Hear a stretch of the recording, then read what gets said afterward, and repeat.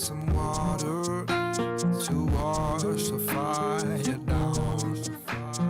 Blow me some kisses to break my lonely frown.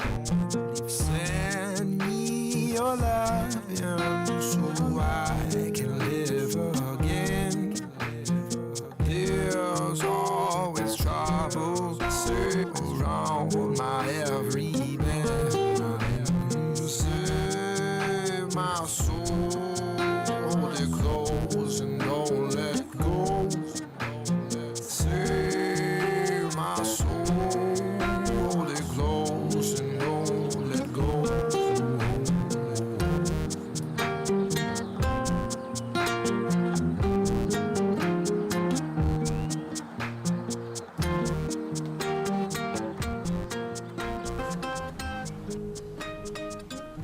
Good morning, guys. It's the 27th of October and it's about 9:20 in the morning. Welcome to the last podcast in the Hermetic Kabbalah Partsufim theory series. So as I said previously, this podcast is really just going to sum up some of my important attitudes about Hermetic Kabbalah and about the Partsufim theory. So before we jump into that, I just want to apologize for taking so long to get this podcast out. It's been a hectic month, but things are starting to smooth out a little bit now.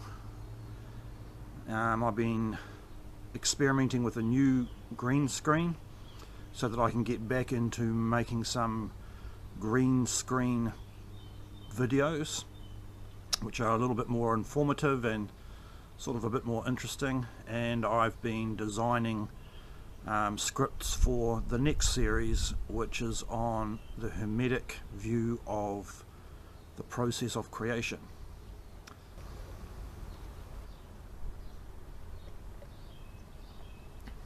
Okay, so my conclusions, my summation on the subject of Hermetic Kabbalah. The first subject that I want to draw attention to here is something I keep repeating a lot, but which a lot of mainstream Hermetists find a difficult concept to grasp, and that is the concept that there is a stark distinction between popular or mainstream occultism or Hermetism and what I call the underground stream or the authentic Hermetic tradition. When we approach the study of Hermetism, we need to clearly establish in our mind right from the beginning that there is a distinct difference between popular occultism and the authentic underground stream. If we can't separate out these two concepts in our mind, then the first problem that we're going to come across is that of making the mistake of believing that aspects of the popular tradition somehow are part of the authentic tradition.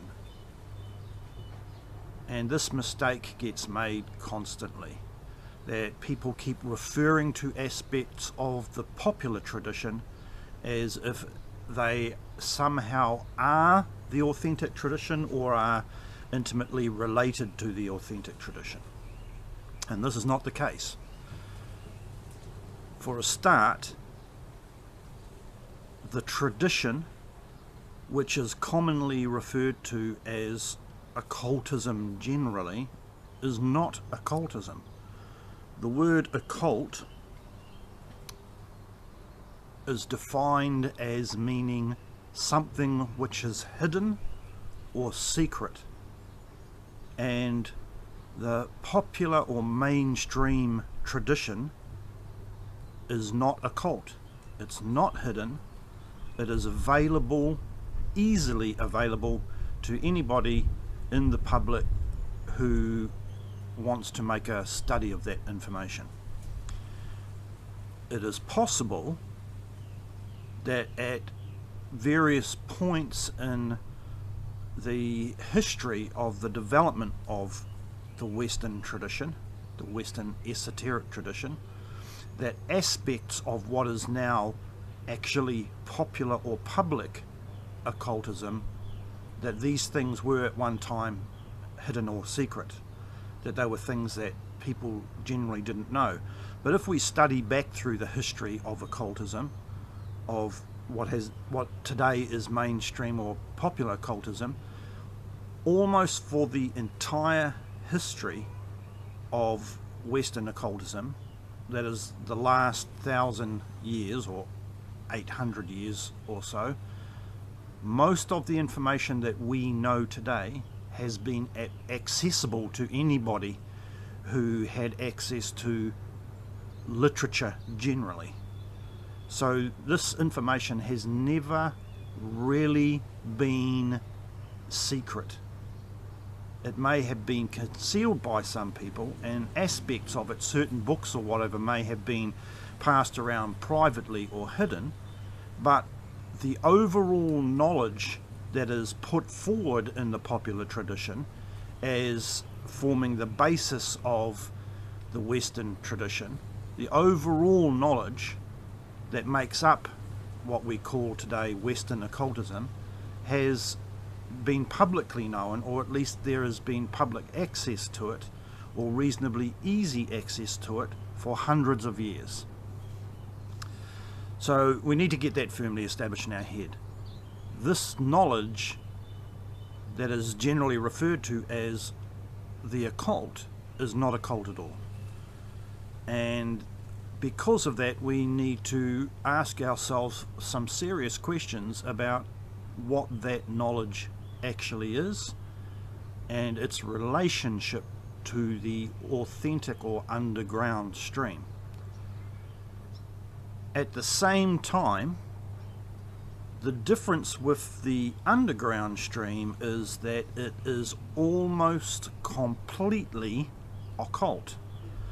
That if I laid out for you today all of the details connected, for example, with the process of real Hermetic initiation, the chances are that you will have never heard of more than a very small percentage of that information, and you would highly question the possibility that the bulk of that information is Hermetic or part of the occult tradition at all, largely because you will never have seen that knowledge or information and the practices connected with that secret knowledge and information associated with popular or mainstream occultism. So there is a very clear difference between the popular tradition and what makes up the popular tradition, the kind of things that we, for example, read about in popular level literature on the subject of Western occultism, or that we see on the internet on websites that are dedicated to Western occultism. There is a big difference between that information that everybody conventionally accepts as being obviously part of Western occultism at the popular level, and the information which is actually part of the authentic tradition, which makes up its theory and its practice, is very different than the information that you see in popular occultism. And we need to understand what it is that makes the authentic tradition authentic to begin with, and why its knowledge and practice is so different from popular occultism. And the reason for this, the thing that makes the authentic tradition authentic, is that it actually works. Anybody who has spent years studying classic mainstream level Western occultism, years, like a good chunk of their lifetime studying that knowledge, will tell you at the end of that time that in actual fact, for all the time and study that they have invested in Western occultism, that they haven't really got much back for it. While they may have seen some unusual things and been involved in some strange private or secret practices or whatever, the actual results that they get after years of study and practice are not the kind of results that legend teaches us we should expect from serious Hermetic study and practice, especially from Hermetic initiation.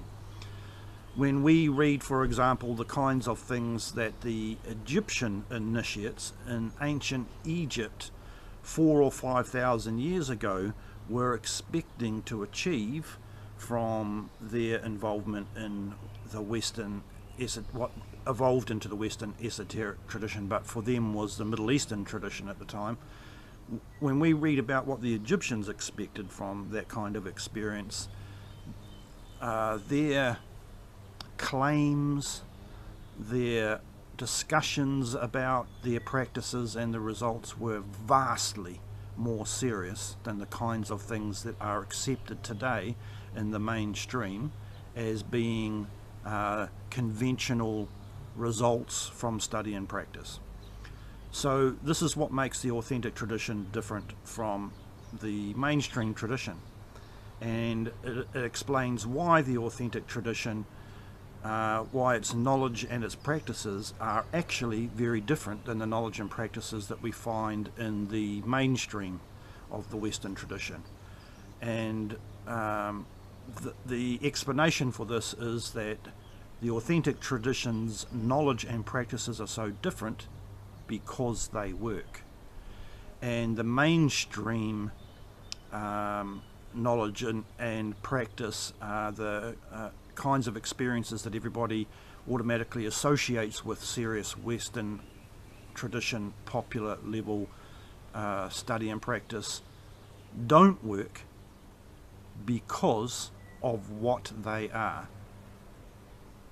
If we look at the systems, the knowledge, the practices that are accepted as being classic mainstream Western occultism, there is a ton of knowledge and all kinds of practices and beliefs and sects and streams and branches in that level of esoteric study, but none of that stuff really works, which means that it's important for us to start asking the question then, if serious, authentic Hermetism exists, what is different about it compared to the mainstream tradition? Because there must be a difference if the authentic tradition exists and it works. What is different about these two sides of the Hermetic culture?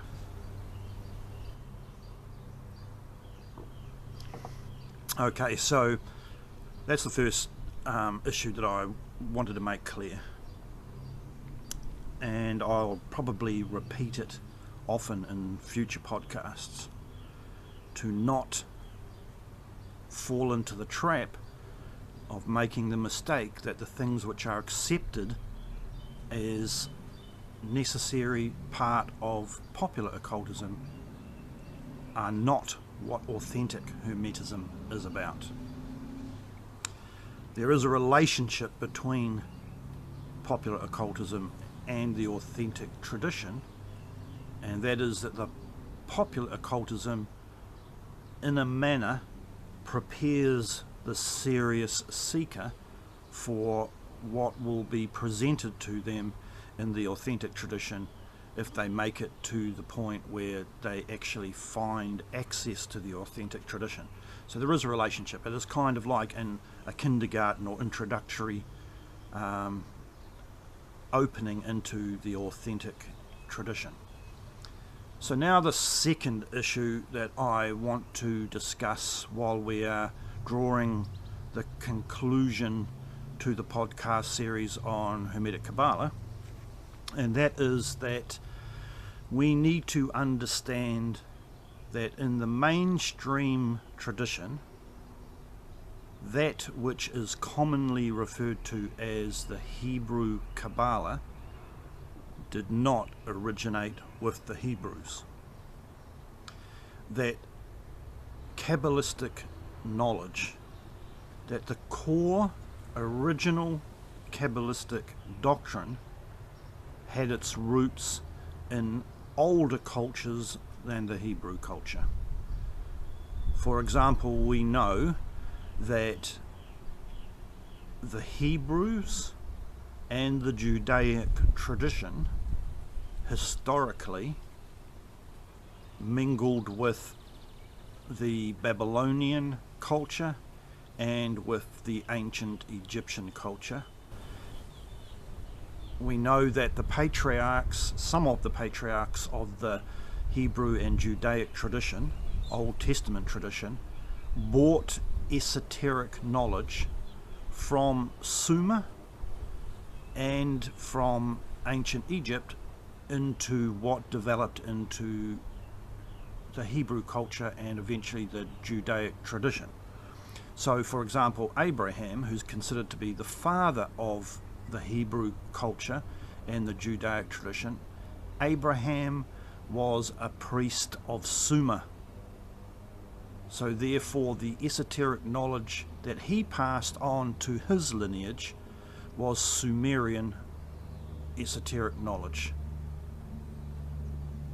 Then Moses, who it is suggested was a Hebrew who was adopted by the Egyptian royal family, when he encouraged the Hebrews to escape from slavery in Egypt and to enter the desert, and at that point they developed their own religion and carried on an esoteric tradition, that we are told that Moses was learned in all the wisdom of the Egyptians. In other words, he was initiated by the royal family into the Egyptian mystery tradition.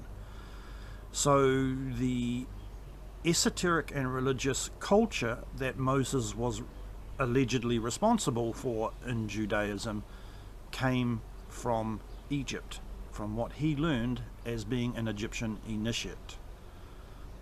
So what we find is that Kabbalah did not begin with the Hebrews, even though today in the Western tradition we commonly refer to the Kabbalah as the Hebrew Kabbalah. But we call it the Hebrew Kabbalah because the original Proto Kabbalah that they took from Sumer and Egypt and integrated into their esoteric Hebrew and Judaic esoteric system was overlaid with Judaism. So it became Judaic, at least in superficial nature. So we also know that some of the stories from the Old Testament, for example the story of the flood and possibly the story of the creation myth, most importantly, were also taken from Sumerian esoteric culture. The Hebrews adopted those stories and then altered them slightly and then integrated them into a Judaic framework. So when we look at Kabbalah, we need to understand that the Judaic or Hebrew aspect of Kabbalah is a later development. It is a layer of information on top of what was the original Kabbalah. When considering the esoteric tradition in Judaism or in the Hebrew culture, we also need to understand that there is two aspects to that tradition. There is the authentic, originally oral esoteric tradition, which we think of when we use the word Kabbalah, that it was like an occult or mystical tradition that was behind Judaic religion, and there is the religion itself. They are not the same things, but people often think about them and discuss them as if they are basically intermingled. And in a certain way, in the Hebrew Kabbalah, those two aspects of the spiritual tradition of Judaism are intermingled, because the religious veneer on top of the esoteric culture has definitely been integrated into Kabbalah as if they are the same system. But we have to seriously consider that in the early age of Judaic Kabbalah, Hebrew Kabbalah, the actual esoteric tradition, that in the early ages of that tradition, that it was a distinctly separate body of knowledge and practice from Judaic religion. That the rabbis or priests or whoever were involved in preserving that original Kabbalah that had been adopted from the Sumerians and the Egyptians, that they saw themselves as a esoteric body apart from the religious culture of their society. Then eventually, as usually happens, we see the same process with Buddhism, with Christianity, with Islam, for example.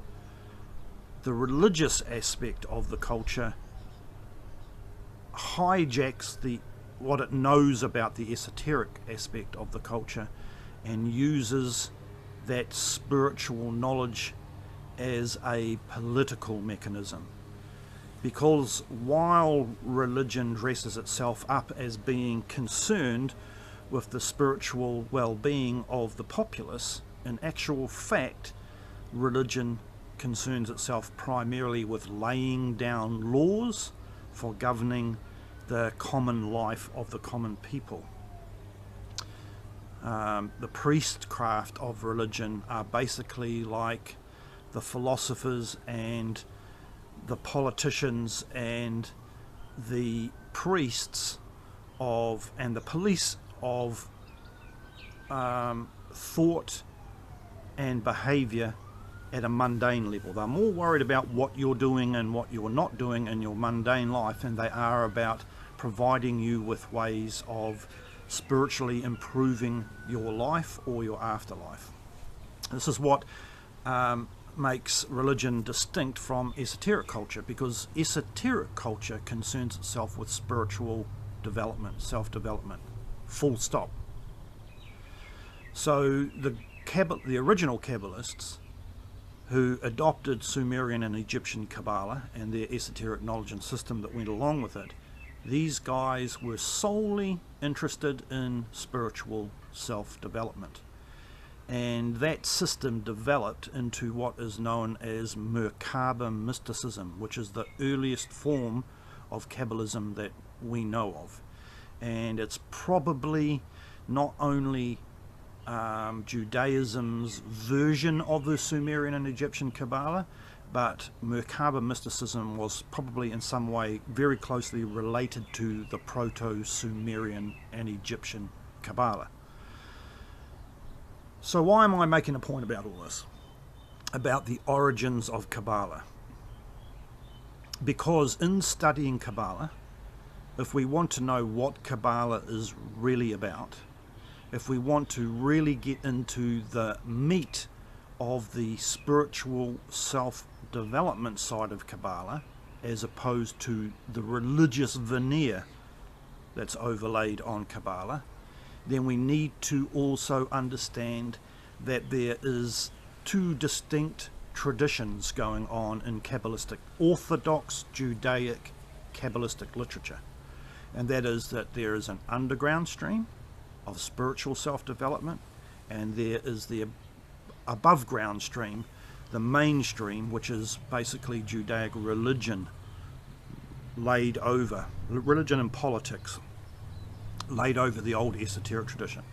So when we study Kabbalah, we need to be distinctly aware that these two levels of understanding exist in Kabbalistic literature, orthodox Kabbalistic literature, and we need to separate them in our mind. We need to clearly make distinctive the religious and political aspect and put it to one side, because that is not about spiritual self-development. It is about politics, and we need to dig down and dig out what's under the religious and political layer, which is the original esoteric tradition, that very ancient esoteric knowledge that was adopted from the Egyptians and the Sumerians. So this is the second point I want to make in conclusion about the Kabbalah. When studying Kabbalah, make a deliberate effort to recognize and separate the religion from the occultism or the mysticism, or however you want to look at the original esoteric tradition in Kabbalah. The best source works for that ancient Proto Kabbalism are found in Orthodox Kabbalah. And Orthodox Kabbalah is, in my opinion, best recognized in the Sefer HaZohar, the Book of Splendor, which is an enormous compilation of texts that were originally an oral tradition or scattered notes on aspects of an oral tradition that were gathered together early in the Christian era and published as a massive collection of writings. When the Western esoteric tradition began to develop, about 800 years ago, around the time of the First Crusade, when Westerners were moving into the Near and Middle East to fight for reclaiming Jerusalem, and were therefore mingling with the religious and esoteric sects in the Middle East, they were bringing back that esoteric knowledge of Islam, of the Egyptians, of the Romans, of the Greeks, and Arab culture in general, and they were bringing it back into Europe, and it was being secretly stashed away and passed around mainly through the efforts of the monastic tradition, the Christian monastic tradition. When Kabbalah was brought to the West in this way, the fathers of the Christian church and those who were like very religious and not very esoteric, plus those who were esoteric, tried to integrate Kabbalah with Christian philosophy. And it is through that Christian Kabbalah, Christianized Kabbalah, in the early decades and centuries of the Western tradition, that developed into what today we refer to as the Hermetic Kabbalah. The Hermetic Kabbalah in the Western tradition is increasingly an attempt at stripping away the religion and digging down into the heart of Proto-Kabbalism. And the Golden Dawn, the Hermetic Order of the Golden Dawn, in modern times is probably the most noted school of Western esoteric study in the mainstream to have developed a solid, accurate, clear, working teaching and instruction of what today we consider to be classic Hermetic Kabbalah. So, as far as source works are concerned, I think the Zohar is the best source work for digging out proto-Kabbalistic concepts. And certainly the fathers of the Golden Dawn tradition, MacGregor Mathers, A.E. Waite, Aleister Crowley, and other people like that, they thought the same thing. When they looked for the best ideas connected with the Proto Kabbalah, What they did was go to the Zohar, strip off all of the garbage, get rid of all the books and writings that were part of the Zoharic tradition, strip them down to the best and most ancient stories and catechisms and discussions, and they presented those best core works and concepts in a couple of publications. MacGregor Mathers produced a book called Kabbalah Unveiled, or the Kabbalah Denudata, where he commented in an almost interlinear fashion on the most important books of the Zohar and what he believed they meant. A. Waite did the same thing in a book which he called the Holy Kabbalah, and I think also the Secret Tradition in Israel. And he discussed the most important concepts of Proto Kabbalah that appeared in the most important books in the Zohar. So both these guys basically did the same thing, but they approached it from slightly different angles. So if the Zohar is indeed one of the best source works for Proto Kabbalah, then in modern times the Kabbalah Unveiled by Mathers and the Holy Kabbalah by A.E. Waite are the best source works for studying that Proto Kabbalah. So I mention these as reference works for anybody who wants to dig deeper, but I also caution that that reading material is not easy to digest. Most people begin reading it and never finish reading it, and most people never do more than scrape the surface, because these publications and the concepts in these publications from the Zohar are deep and ancient and highly meaningful, and they take a lot of study, a lot of repeated readings, and a lot of research and a lot of contemplation in order to really dig the esoteric meat out of what those texts are providing us with. So, source works for further research and contemplation. Original versions of the Zohar, or let's say English translations. My preferred translation is the Sonsino Press edition. It's a 5 or 6 volume set, and it's enormous and it takes a long time to read through, but it is considered an authoritative English translation of the best chunks of the Zohar. Then Mathers' book and A.E. Waite's book. Anybody who considers themselves a serious Kabbalist who has not made an honest attempt at chewing their way through these 3 collections of books is kidding themselves, because they have no real idea of what the heart of the Hebrew tradition looks like, and they also have no real access to very old writings that discuss proto-Kabbalistic concepts. And that's the next thing that I want to define here. What is Proto Kabbalah? So when I use the term Proto Kabbalah, I specifically refer to that layer of Kabbalistic knowledge which deals primarily with esoteric psychology. And a lot of people who have studied Kabbalah on a popular level won't even know what I mean by that, chances are, because mostly what they study is the tree of life as a filing cabinet for layers of allegedly interconnected concepts, and they study the magical aspects of Kabbalah and things like the Notarikon and Gematria. All of these things are later Hebrew developments of Kabbalah. They are not part of the Proto Kabbalah.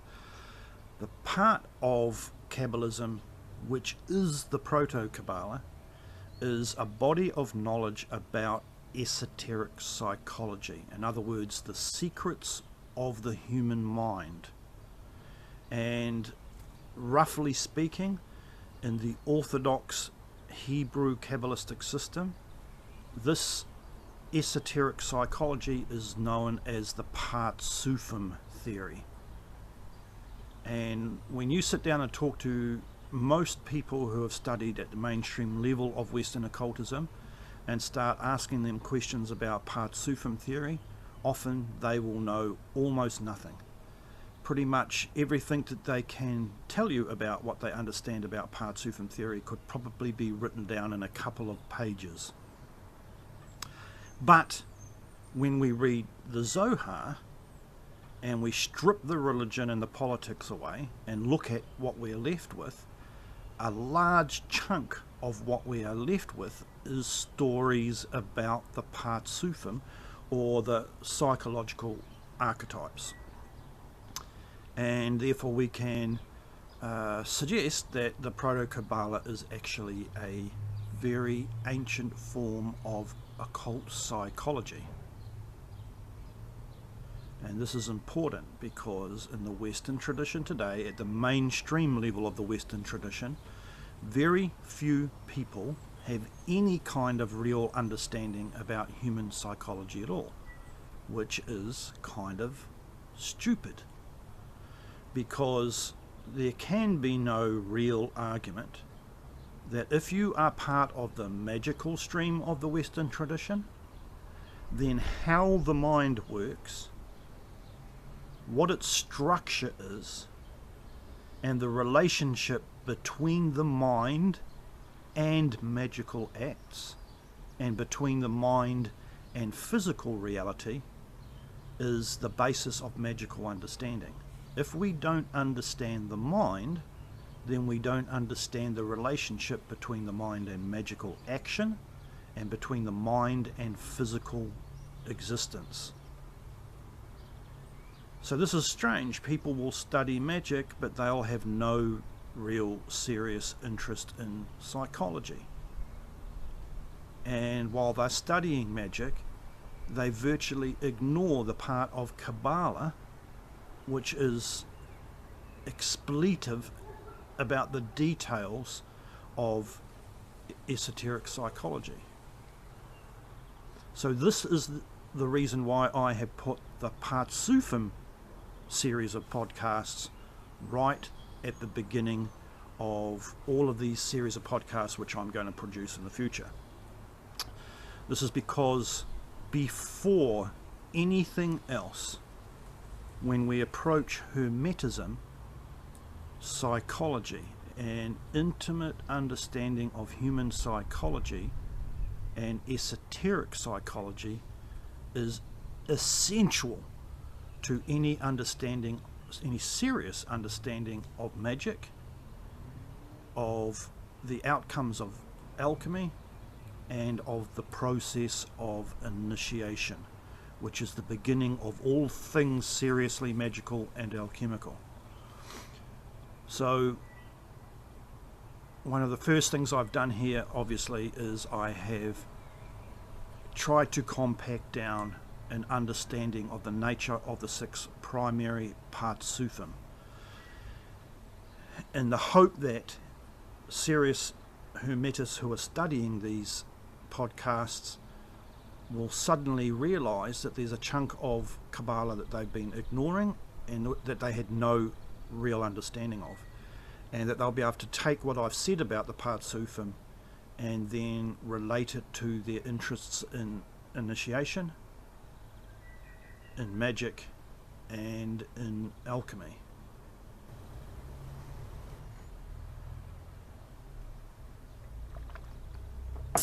Okay, so anybody who's interested in the alchemical stream of the Western tradition will probably now be asking, like, what on earth does esoteric psychology have to do with laboratory alchemy?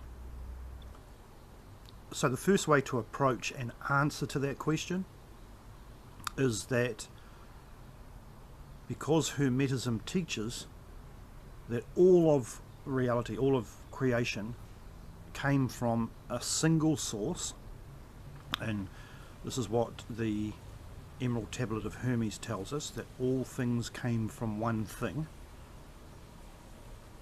that when creation began, that one thing was divided into 2 things, and those 2 things are the basis of physical reality, and I refer to this as the binary mechanics behind physical existence.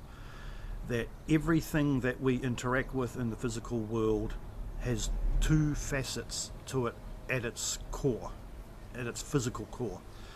And for example, we can say that in a human being, these two basic facets are the mind and the body. The non-physical side of reality, the mind, and the physical side of reality, the body and its physical environment. So this is the root of physical existence, binary mechanics.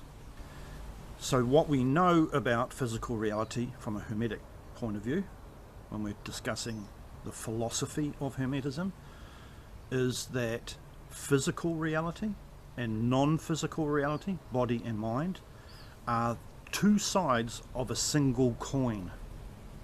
And that single coin is the original unity state from which physical reality emerged. So what this means is that magic was designed to deal with the non-physical side of reality. It is a study and practice of the mind and the effect that the mind has and the relationship it has with physical reality. Manipulate the mind and you can manipulate physical existence. That's the basis of magic. So alchemy is the other side of the coin. Alchemy deals with physical substance. The main part of the alchemical tradition deals with physical substances on the basis that physical reality can affect non-physical reality. If we manipulate physical substances such as chemicals in an alchemical laboratory, that those physical substances can be manipulated in order to produce states of physical matter that can affect the mind. So magic uses the mind to affect physical reality, and alchemy takes physical reality and uses it to affect the mind. Laboratory alchemy may start off with a tradition of manipulating chemicals in physical laboratories, but all adepts of the alchemical tradition from classic historic Western Hermetism have said that the whole point in alchemy is not producing gold. In other words, it's not all about physically manipulating things in the laboratory. That the real goal of alchemy is the emancipation, the spiritual emancipation of the alchemist himself. So therefore, the end of alchemy is about human psychology, about esoteric psychology. Now when we take this view, and we take the view that magic is about manipulating the mind in order to manipulate physical conditions, that the one thing that magic and alchemy have in common is the Proto Kabbalah. Kabbalah stands between the two. Kabbalah has a body of knowledge encapsulated in it, the Proto Kabbalah, which teaches the keys to magic and also teaches the keys to the outcome of alchemy. When we study historic Kabbalah closely through texts like the Zohar and the Old Testament, which is full of Kabbalistic encryptions, we discover that there is also a lot of hints in Kabbalah about alchemy itself. What this tells us is that the old Kabbalists were not just mystics or magicians, but they were also alchemists. And there is a long-standing and well-documented knowledge of the fact that within Judaism, within the esoteric undercurrents of Judaism, there is a long historic tradition of laboratory alchemy amongst the Jews. And so it's not surprising when we find in Kabbalah references to alchemical concepts, and when we find in the Western mystery tradition alchemists who spend a lot of time studying Kabbalah. And we have to then ask ourselves, if the adepts of the Western mystery tradition were studying Kabbalah when they were practicing laboratory alchemy as their primary thing, what was Kabbalism giving them? And one of the things that a proper, authentic, underground stream study of Hermetism teaches is that there is a direct correspondence between esoterical Kabbalistic psychology and the Partsufim theory and laboratory alchemy. We can take the core concepts of Partsufim theory, Kabbalistic psychology, and overlay them on an understanding of the alchemical process, and we can find that there is a one-for-one exact relationship between the mind and Kabbalistic mechanics. This is one of the aims of Hermetism, is to take the two sides of the binary of physical existence and integrate them. Prove that the physical and the non-physical have a common source at their roots, that there is a system of knowledge, that there is a body of natural law that exists and governs over both the mind and the body, a single body of natural law that governs the body and the mind. So that brings me almost to the end of this podcast. It was never intended to be a long podcast as a conclusion to my attitude towards Kabbalah, the concepts which I teach in relation to Kabbalah. But to simply sum up, number one, when being serious about Hermetism, make a clear distinction between that which is public knowledge and that which is the authentic tradition. Because if you make that distinction while you are studying in the mainstream, knowledge which is easily to access, you will then start to recognize, sprinkled through the mainstream canon of occult knowledge, popular occult knowledge, you'll start to recognize breadcrumbs associated with the underground stream. Make that clear distinction. Don't just assume that certain things must be part of one side of the tradition or the other. Make a clear effort to be distinctive about what is popular and doesn't work, and what is deeply esoteric and is part of a hidden underground stream. That's the first thing. The second thing is, get rid of the garbage out of your Kabbalistic study. Get rid of the religion and get rid of the politics, and get rid of the later Judaic developments connected with magic and mysticism that were overlaid on Proto Kabbalah. Get back to the Proto Kabbalah, which is esoteric psychology and ancient knowledge about the real nature, the secret real nature of the human mind, what it is capable of, how it functions, and how it is structured. And the best place to look for that information is in Partsufim theory, in the concepts surrounding Nakash, Ruach, Nefesh, Neshama, Kia, and Yekida. What are these things? Who discovered this stuff? What is the sum of ancient knowledge about those things? And what is the nature of the allegorical stories that are told about these things in books like the Zohar? So that's the next thing.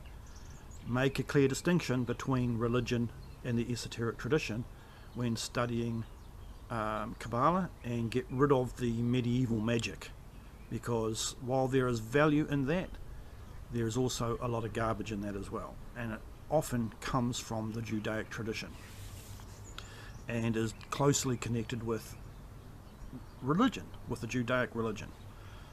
Religion is not magic. religion is politics.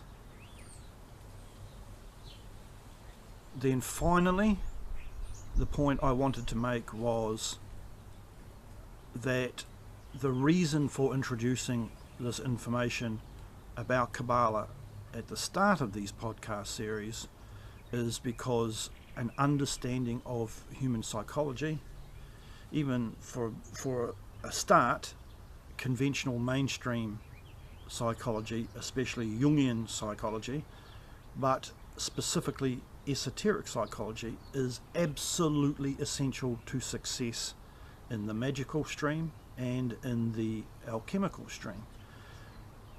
If you're successful in alchemy, when you attain the stone and the elixir, what are you going to do with those things once you get them?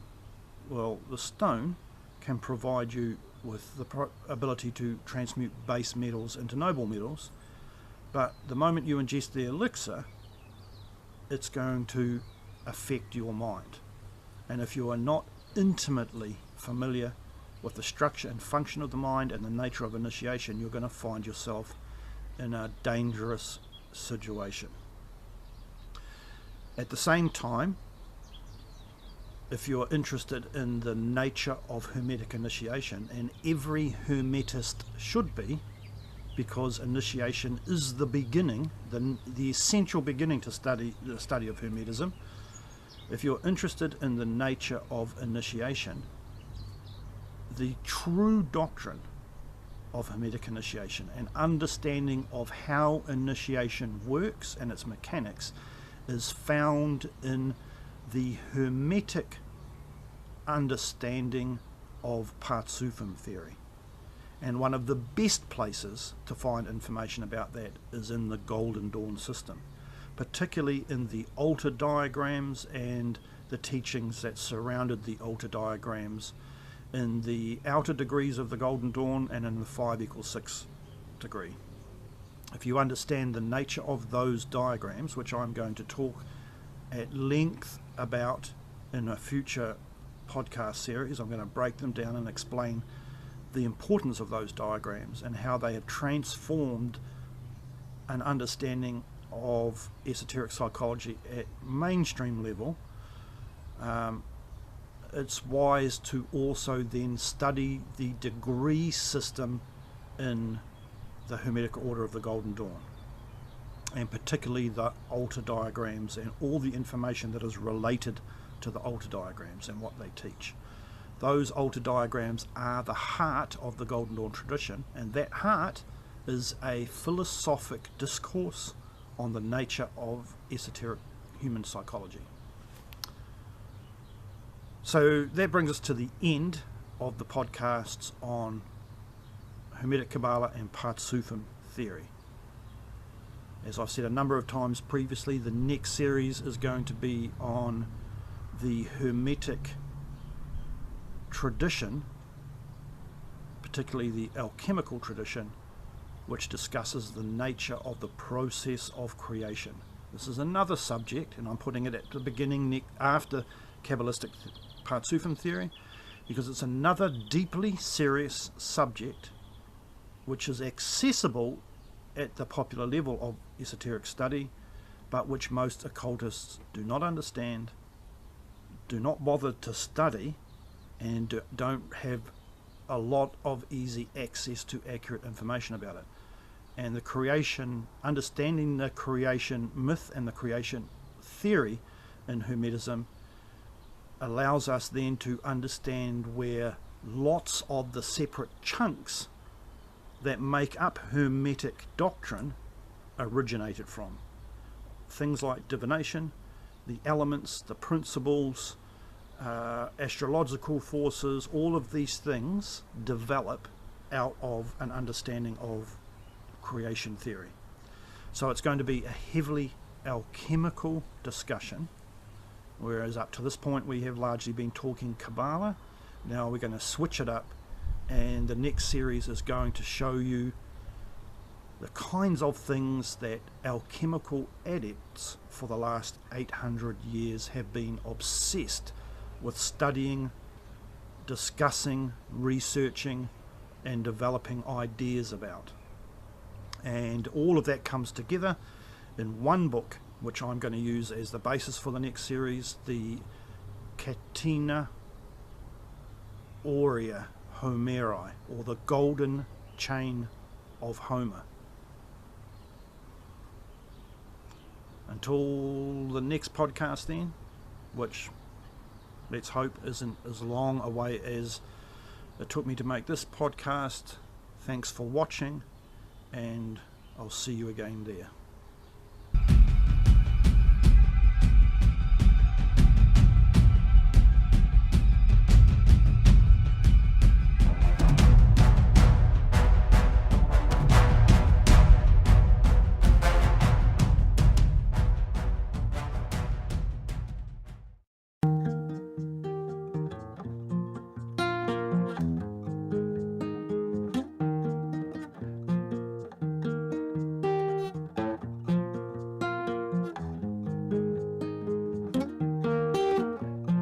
Pour me some water to wash the fire.